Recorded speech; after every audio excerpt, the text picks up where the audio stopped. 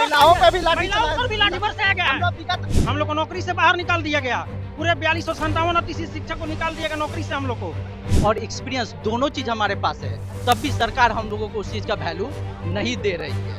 क्या प्रॉब्लम क्या हो प्रॉब्लम क्या है कि पूरे बिहार के अतिथि शिक्षक को एक साथ 30 मार्च को लेटर निकाल करके पूरा गेस्ट टीचर को टर्मिनेट कर दिया गया। हम लोग को नौकरी से बाहर निकाल दिया गया, पूरे 4257 अतिथि शिक्षक को निकाल दिया गया नौकरी से हम लोग को। हाँ, मांग पूरा होगा क्या लग रहा है? हम लोग को हमेशा आश्वासन मिलते रहा। लाठीचार्ज हो जाता है। हाँ, लाठीचार्ज हम लोग को 15 जो मित्र हैं 15 अभी थाना में हिरासत में, उन लोग को पुलिस पकड़ के ले आगे भी ले गए। हाँ, उठा के भी ले गई और लाठी भी महिलाओं पे भी लाठी महिलाओं पर भी लाठी बरसाया गया हम है। लोग विगत 6 सालों से 6 बिहार सालों के से। +2 अतिथि शिक्षक साइंस सब्जेक्ट जिसमें एक भी टीचर नहीं थे, उस समय हमने बच्चों को शिक्षा दिया। घर से बुला करके बच्चों को हम लोग का फोन रजिस्टर से नंबर लेकर के, मोबाइल नंबर लेकर के घर से बुला करके उन लोग को स्कूल में बुलाए। और हम विद्यालय में सर 5-5 घंटे पढ़ाए हैं, जो नियोजित नहीं पढ़ाता था उतना घंटे हम पढ़ाते थे पूरा विद्यालय में। फिर भी हम लोग को 6 साल करने के सेवा करने के बाद हम लोग को समाप्त कर दिया गया। क्या कारण है इस तरीके से? इसका कारण यही है कि हम लोग के बिहार के गजट के अनुसार, प्रावधान के अनुसार हम लोग की बहाली हुई थी, जैसे सब लोग की बहाली होती है मेरिट बेसिस पे।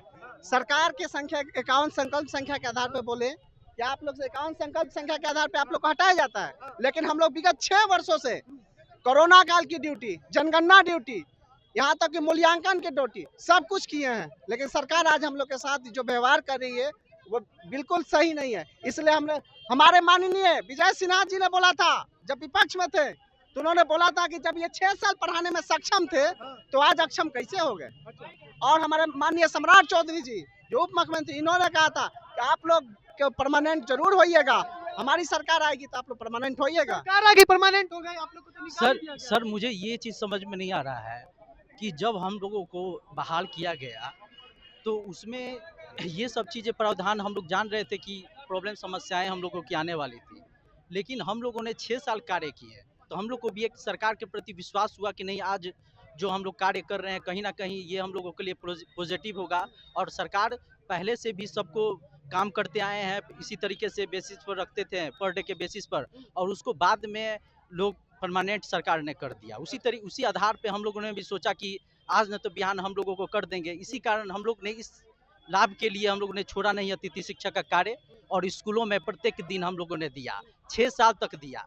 मुझे सर ये चीज़ नहीं समझ में आ रहा है कि सरकार जो है आज जो निकाल रही है, जितने भी नियुक्तियाँ निकाल रही हैं, जैसे कि हेडमास्टर का निकाला जा रहा है, तो उसमें मतलब सरकार एक्सपीरियंस खोजती है। या हम लोग किसी भी प्राइवेट कंपनी में भी जाते हैं तो उसमें मतलब कि डिग्री का ना महत्व देकर के एक्सपीरियंस का महत्व दिया जाता है, जबकि हमारे पास डिग्री होते हुए और एक्सपीरियंस दोनों चीज़ हमारे पास है, तब भी सरकार हम लोगों को उस चीज़ का वैल्यू नहीं दे रही है।